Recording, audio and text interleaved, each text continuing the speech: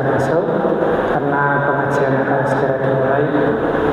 Bismillahirrahmanirrahim. Assalamualaikum warahmatullahi wabarakatuh. Hamdan wa syukurillah, salatan wa salaman ala rasulillah wa ala alihi wa ashabihi ajma'in, amma ba'du. Alhamdulillah telah hadir di tengah-tengah kita Ustaz Ahmad Farouk yang insya Allah akan mengisi pengajian pada malam hari ini.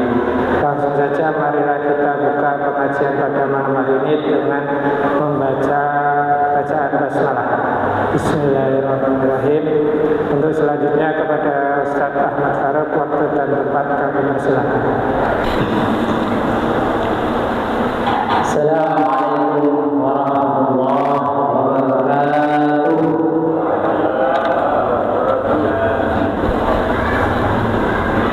Bismillah, alhamdulillah.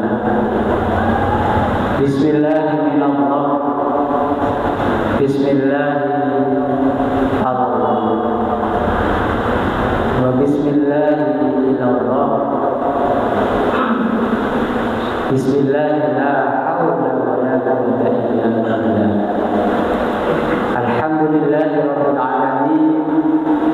Wassalatu wassalamu ala nabiyyina Muhammadin wa ala alihi wa sahbihi ajma'in.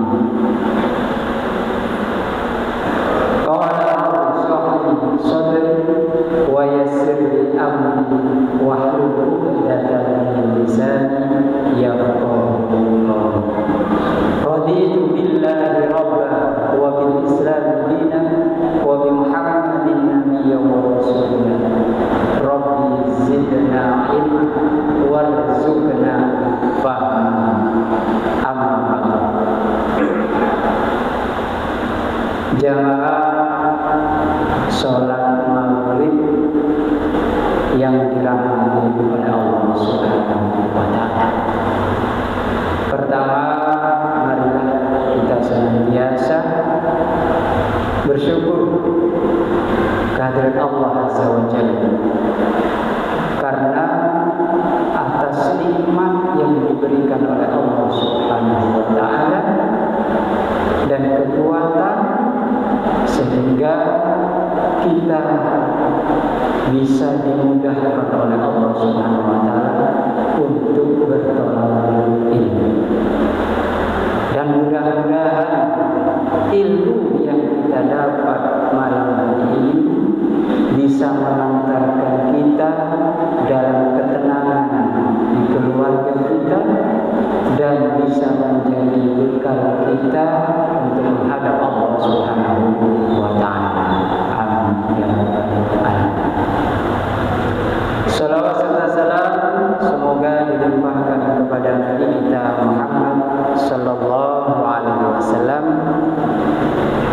yang kita harapkan syafaatnya tentu nanti di hari kiamat. Mudah-mudahan kita semua yang hadir ini berkumpul dengan baginda Nabi Muhammad sallallahu alaihi wasallam dan surganya Allah Subhanahu wa taala. Jamaah salat maghrib yang dirahmati Allah, kiat menjadikan kita, keluarga kita ataupun tetangga kita, lebih luas masyarakat kita untuk mendapatkan keberkahan dari Allah Subhanahu wa taala. Itu Allah sampaikan di dalam surah Al-Baqarah. Yang pertama kiatnya itu Allah menyebutkan alladzina yu'minuna bil ghaib. Jadi yang pertama kita harus menanamkan keimanan kepada Allah Subhanahu wa taala yang kuat. Karena kalau imannya enggak kuat, tidak bisa mendatangkan ketentraman sulit. Karena ada iman. Tapi kalau kita iman kepada Allah, yakin kepada Allah, insya Allah akan ada ketenangan. Contoh kecil, ketika kita membaca Al-Quran dengan penuh keimanan, maka hati kita akan tenang,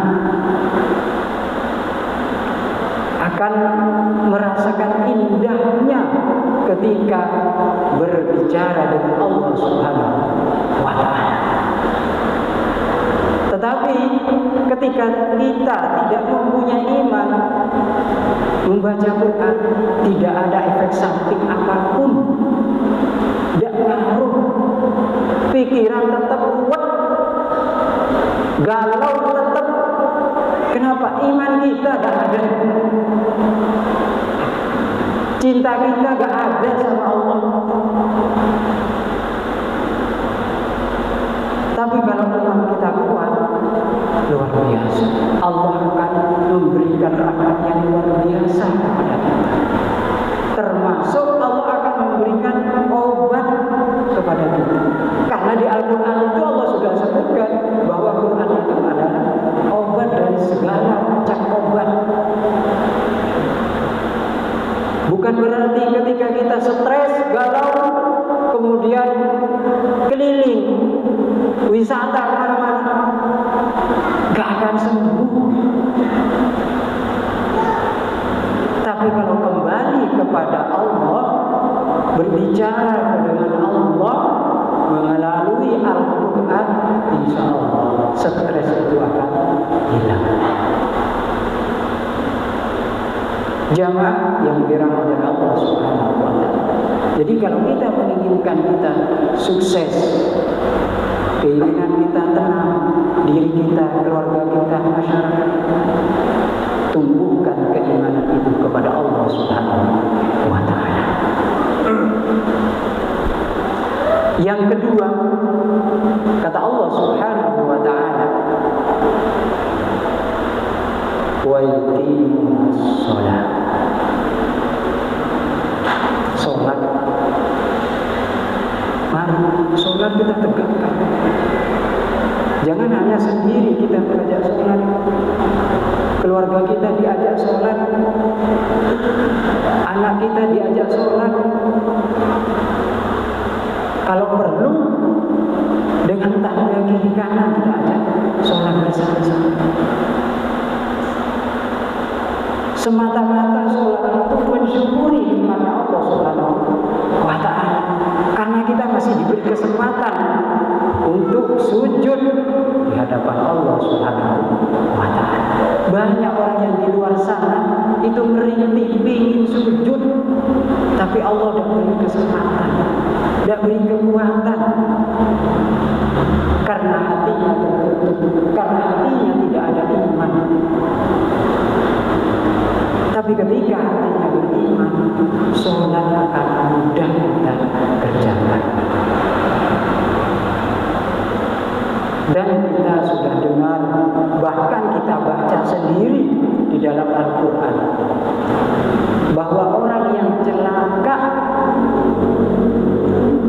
di dalam Al-Quran itu gara-gara tidak menegakkan sholat.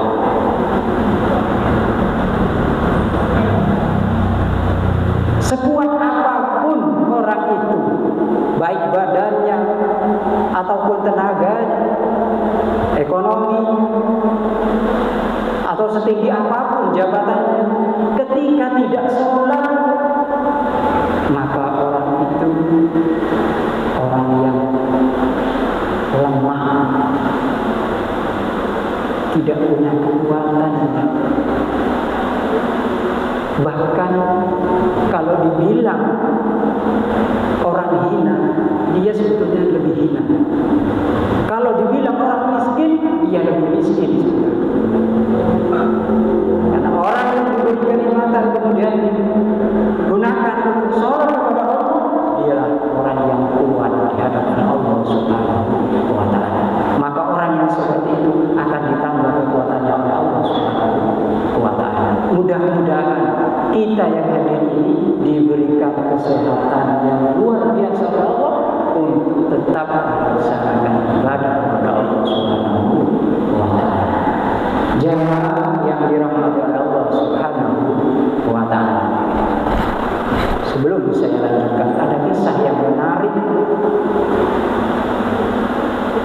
yang mana kisah ini menceritakan dua orang, antara orang yang miskin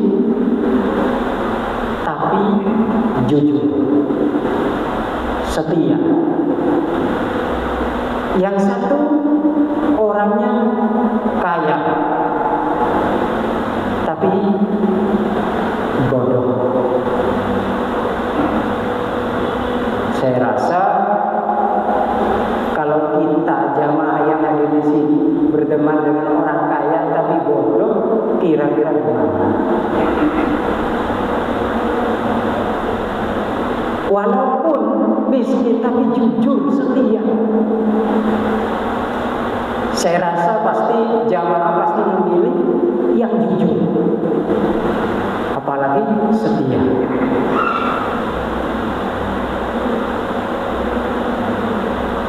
Dalam kisah itu diceritakan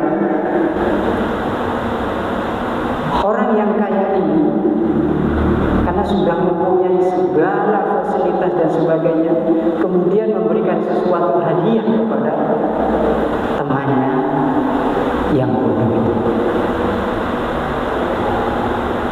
Kemudian dia berpesan, "Wahai saudaraku, saya ada sesuatu untuk kamu, dan berikanlah sesuatu ini kepada orang yang bodoh, lebih bodoh dari kamu." Karena si jujur ini dikiranya bodoh. Kemudian seberapa lama ketemu lagi dengan orang yang kaya itu. Pas kebetulan orang yang kaya itu sakit-sakitan. Ketika sakitnya sudah menjelang off, kemudian yang kaya ini menyampaikan sesuatu lagi kepada orang yang miskin tadi. "Wahai saudaraku, jika selama saya kenal dengan kamu, berteman dengan kamu, ngobrol dan semacamnya dengan kamu, andai kata ada yang salah, entah itu besar ataupun kecil, banyak ataupun sedikit, mohon saya dimaafkan." Kemudian yang miskin ini kaget. "Loh, kenapa wahai saudara?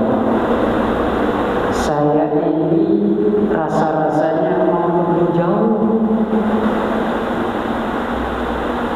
dan seakan-akan sudah tidak mungkin ketemu dengan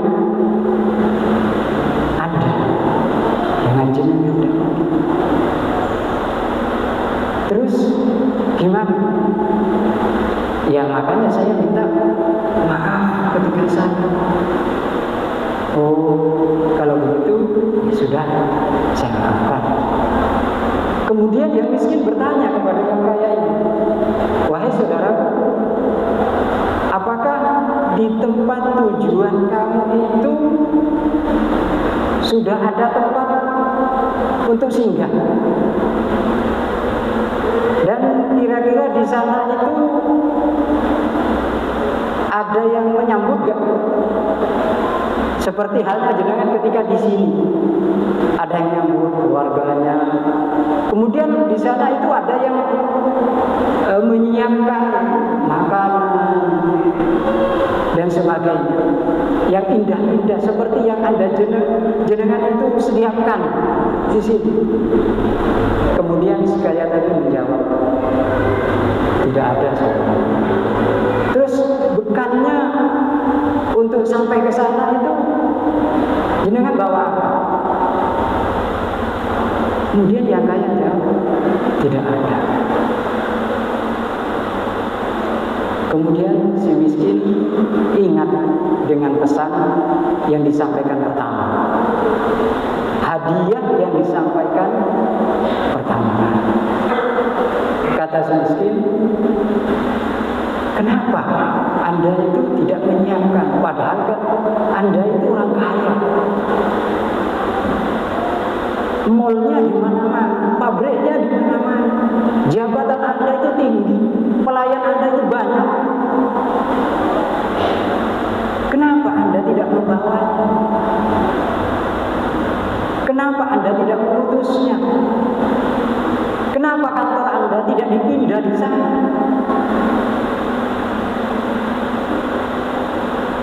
Yang kaya menjawab, saya tidak bisa.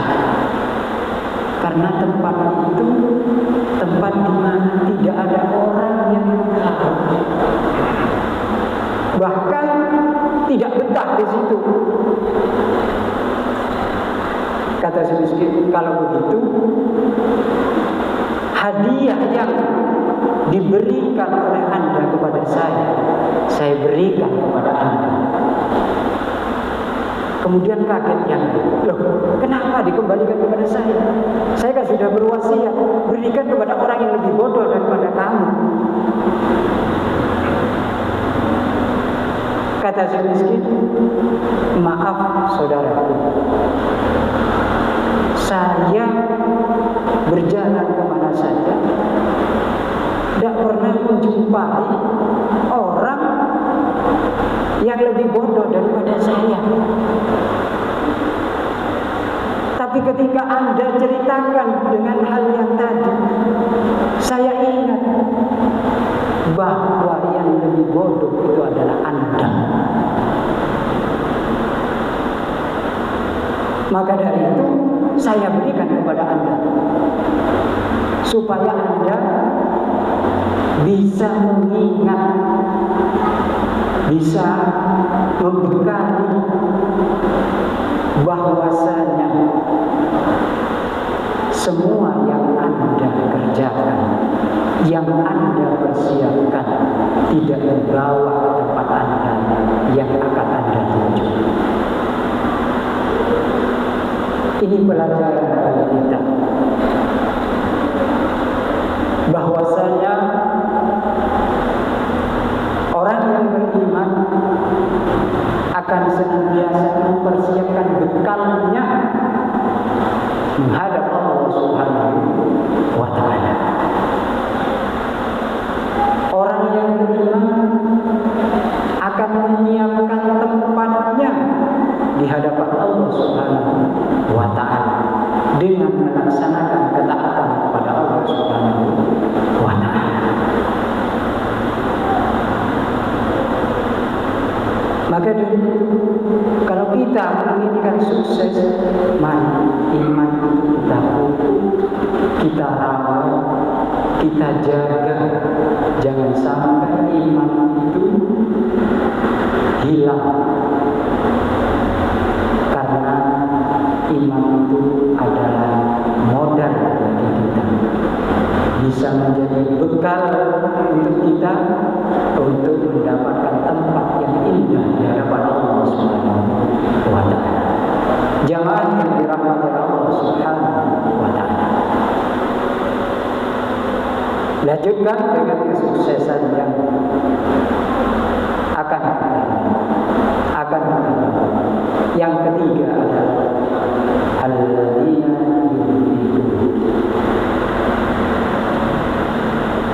mimma razaqnahum,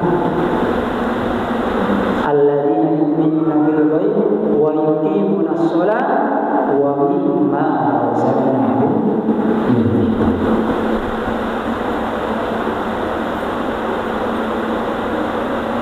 Kita sebagai orang yang beriman tentu kita asing dengan kata-kata yunfiqun. Karena yunfiqun itu akar kata daripada nafaqah. Bisa diartikan memberi nafkah.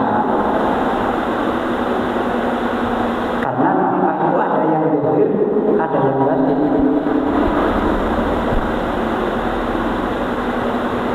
Maka dari itu orang yang beriman tentu akan berusaha berinfak. Sekecil apapun dia akan berusaha. Banyak ataupun sedikit dia akan berusaha berinfak. Karena dia tahu, orang yang beriman tahu bahwa harta yang baik bukanlah harta yang diutamakan, tetapi harta yang baik adalah harta yang diberikan di jalannya Allah Subhanahu wa Ta'ala, yang kita nafkahkan di jalannya Allah Subhanahu wa Ta'ala.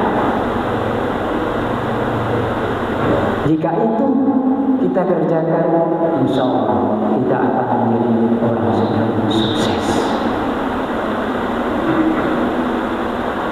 Jamaah yang dirahmati Allah Subhanahu wa Ta'ala. Yang keempat adalah alladzina yu'minuna bima unzila ilaika wa ma unzila. Kita secara bebasnya kita dianjurkan belajar dengan kitab yang diberikan oleh Allah Subhanahu wa Ta'ala.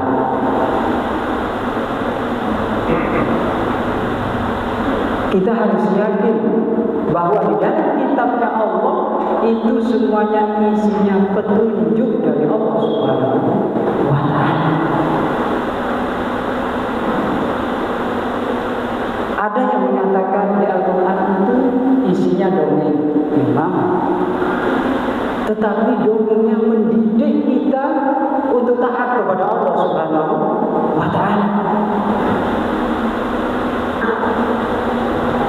Sekarang minat untuk membaca Al-Quran itu sangat sedikit. Jenengan pasti tahu minat mana yang lebih besar daripada membaca Al-Quran, apalagi dengan hal yang seperti ini.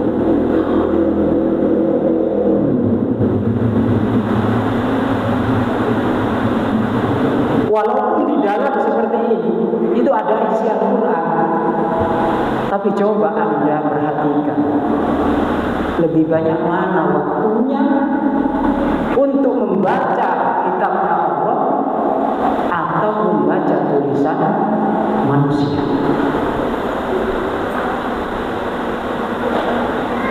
Kalau kita ingin sukses, mari kita baca, istiqomahkan. Karena Allah menyampaikan di dalam Al-Quran, wa man a'rada an dzikri fa innahu maisatan dhanka wa nahsyuruhu yaumal qiyamati a'ma.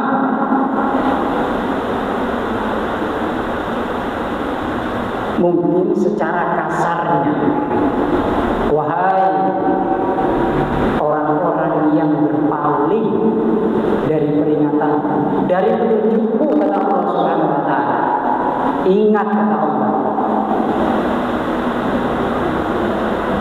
kalian di dunia bisa melihat, tapi jangan harap di hadapan Allah Subhanahu wa Ta'ala kalian akan bisa melihat dengan telanjang mata. Kalian akan dihisab oleh Allah dalam keadaan buta. Kenapa dihisab dalam keadaan buta? Karena waktu di dunia tidak pernah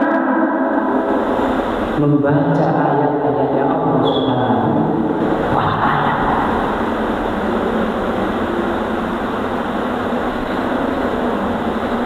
Padahal sudah banyak yang memberikan penjelasan, sudah banyak yang mengarahkan.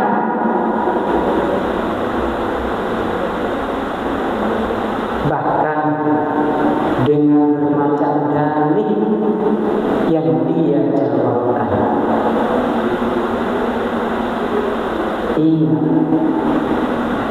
kesempatan yang Allah berikan itu hanya satu kali.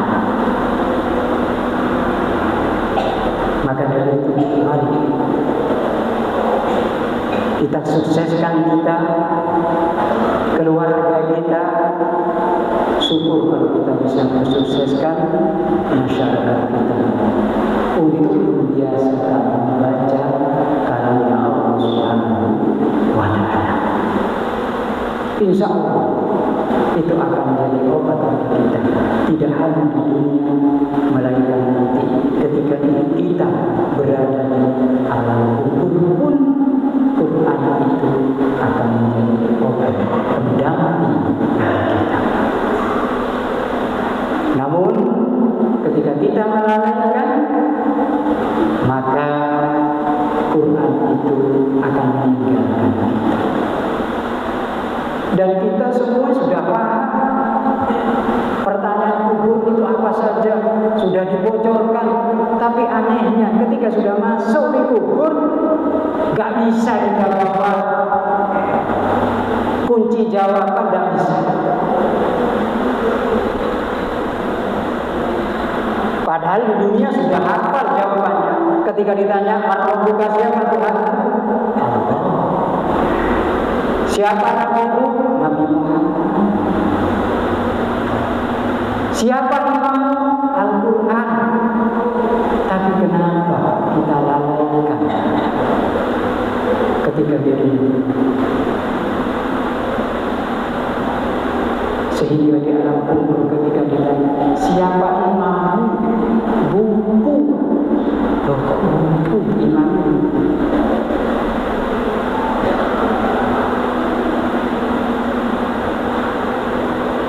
Jamaah yang dimuliakan Allah, mari kita biasakan diri kita, keluarga kita, saudara-saudara kita untuk membaca kitabnya Allah.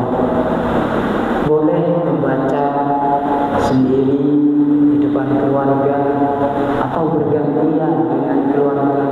Boleh yang satu membaca ayatnya, yang satu membaca arti, saling bertukar. Insya Allah itu akan mendatangkan kesuksesan, mendatangkan ketenangan, daripada kita sibuk dengan alam kita masing-masing.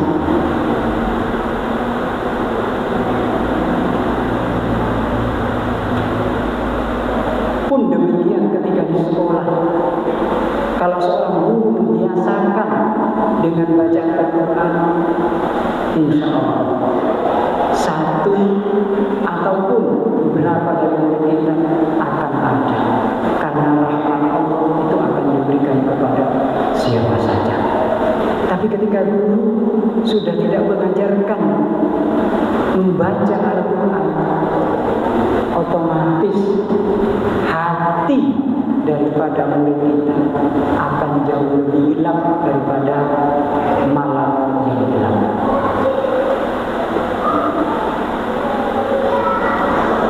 Jamaah yang dirahmati Allah Subhanahu wa Ta'ala. Kemudian yang berikutnya adalah ketika kita ingin sukses,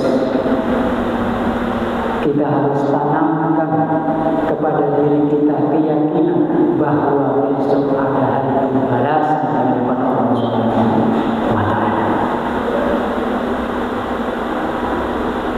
Bisa jadi kita di dunia sekarang ini tidak punya apa-apa, tetapi kita bisa menjaga iman itu. Insya Allah nanti Allah akan balas iman itu dengan kesenangan yang luar biasa. Boleh jadi kita di dunia ini tidak bisa membaca bahasa Inggris kan, atau bahasa Jepang, tetapi kita mengutamakan Al-Quran. Kita memahami Al-Quran, kita amalkan Al-Quran, yakinlah bahwa bahwa nanti Allah akan membalasnya. Maka dari itu janganlah kita bangga dengan apa yang telah kita ketahui, tapi manfaatkanlah apa yang kita ketahui itu di jalan Allah Subhanahu wa Ta'ala. Jamaah yang dirahmati Allah Subhanahu wa Ta'ala, Rasulullah Shallallahu Alaihi Wasallam itu bersabda dan berwasiat kepada sahabat juga kepada umat Islam semuanya. Apa wasiat Rasulullah? Itmanuni sitan min anfusikum atmanu lakum jannah. Rasulullah saking cintanya kepada umat Islam, dia sampai berdoa ketika sakaratul maut, minta kepada Allah jangan sampai sakitnya itu dilebihkan kepada umat. Cukuplah saya, biarkan saya yang lebih sakit daripada umat. Maka dari itu saking cintanya Nabi berpesan dengan hadis tersebut, itmanu li sitan min anfusikum atmanu lakum jannah. Jagalah untuk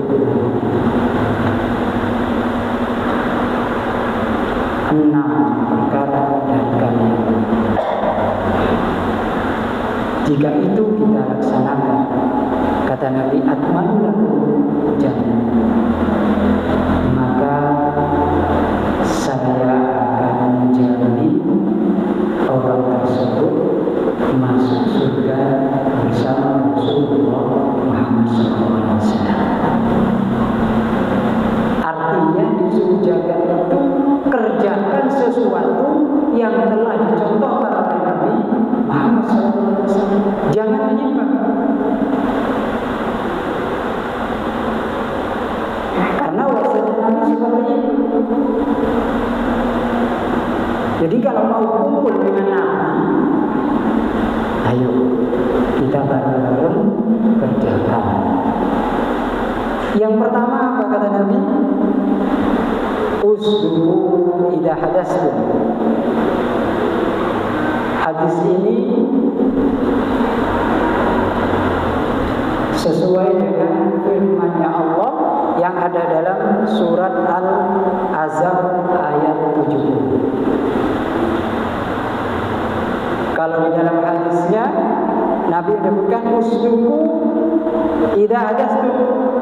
Kalau berbicara harus jujur, harus benar.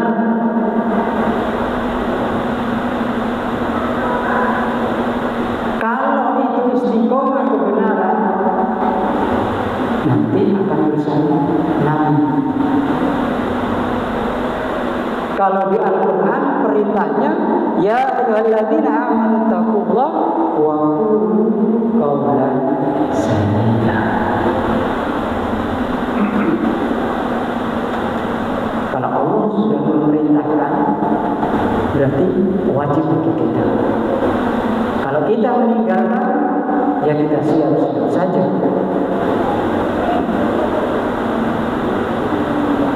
Jamaah yang dirahmati Allah,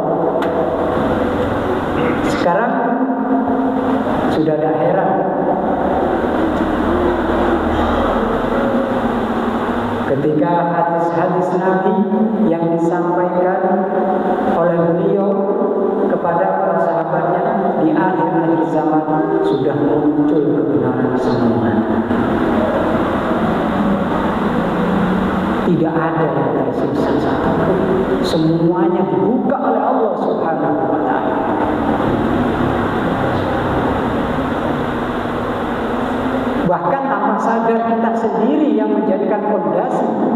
daripada perkara-perkara tersebut.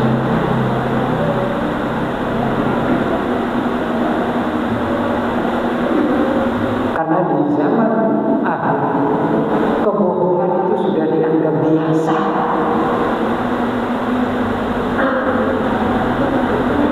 Kecuali orang yang betul imannya, kuat imannya kepada Allah, yakin bahwa besok ada pembalasan, insya Allah dia akan dibimbing oleh Allah Subhanahu wa Ta'ala.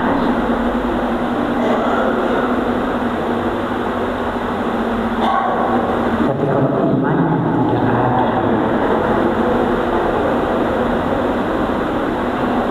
kebohongan itu diibaratkan sayur yang hangus. Kesana bohong, kiri bohong, sudah jadi kebiasaan. Sehingga kebiasaan itulah yang akan menutup terangnya hati kepada Allah Subhanahu wa Ta'ala, dan akan menutup hati kepada kita semua, terutama bagi para pencari ilmu.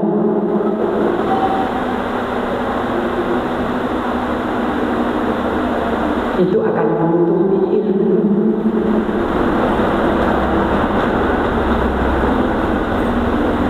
Makanya Abu Hanifah menyampaikan syairnya dalam sebuah kitab yang kecil,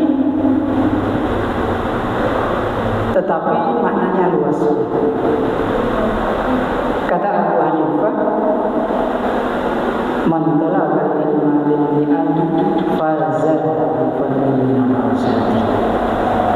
Orang yang mencari ilmu dengan tujuan akhirat, tujuan bekal kita untuk menghadap Allah Subhanahu wa Ta'ala, maka Allah anugerahkan keutamaan kepada orang. Dan itu tidak lepas daripada kata-kata jujur.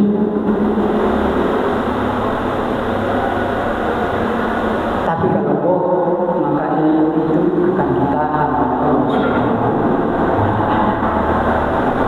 Sekalipun gurunya itu sampai lepuh menyampaikan,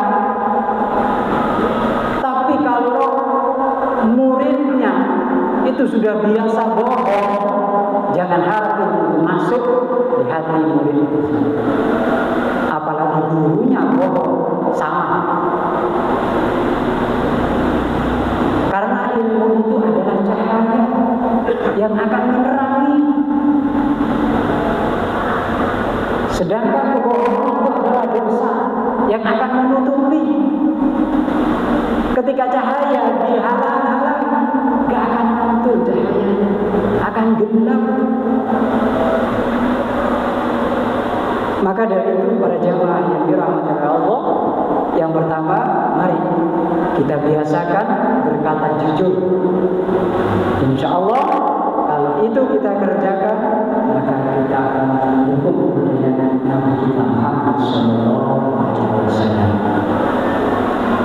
Mudah-mudahan kita semua yang hadir ini diterangkan hati oleh Allah Subhanahu wa Ta'ala, ditambahi hidayah oleh Allah Subhanahu wa Ta'ala, sehingga kita menjalani ibadah ini semata-mata karena Allah Subhanahu wa Ta'ala. Mungkin itu saja yang dapat kami sampaikan, dan selanjutnya kelanjutan daripada hadis ini insya Allah lain waktu akan kami sampaikan jika Allah menghendaki. Mari kita akhiri dengan doa kafaratul majlis. Bismillahirrahmanirrahim. Subhanallah wa bihamdika, nasyhadu an la ilaha illa anta, nastaghfiruka wa natubu ilaik. Assalamualaikum warahmatullahi wabarakatuh. Demikian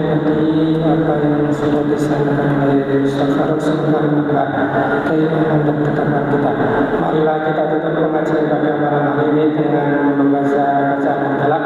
Alhamdulillahirabbil alamin. Kurang dan lebihnya dari saya mohon maaf. Assalamualaikum warahmatullahi wabarakatuh.